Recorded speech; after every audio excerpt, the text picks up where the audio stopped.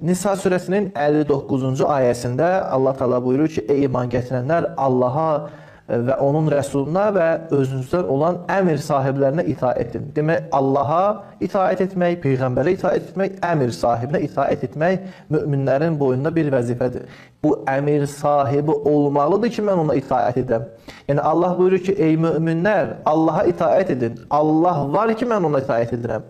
Peyğəmbərə itaət edin. Peyğəmbər var ki, mən ona itaət edirəm və əmr sahibinə itaət edin. Əmr sahibi kimdir? Əgər olmasa mən ona itaət edə bilərəm. Deməli, əmr sahibi olmalıdır ki, mən ona itaət edəm. Peyğəmbərin məşhur bir hədisi var ki, hər kəs öz zamanının imamını tanımadan ölsə, cahiliyyət ölümü ilə ölmüşdür.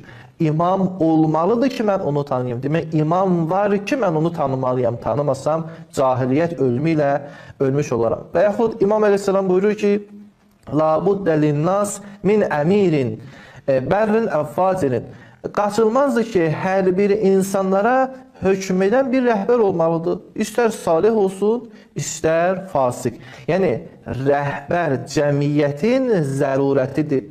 Və yaxud biz sünnə və sirriyə baxanda görürük ki, Peyğəmbərdən sonra bu ümmətin rəhbəri olub, yəni imamı olub və eyni zamanda ictimai baxımından da görürük ki, bəli, imam mütləqdir ki, olmalıdır. Yəni, insanlara həm dini tərəfdən, həm dünyəvi tərəfdən Allaha və onların boynunda olan vəzifəyə yönəltməlidir.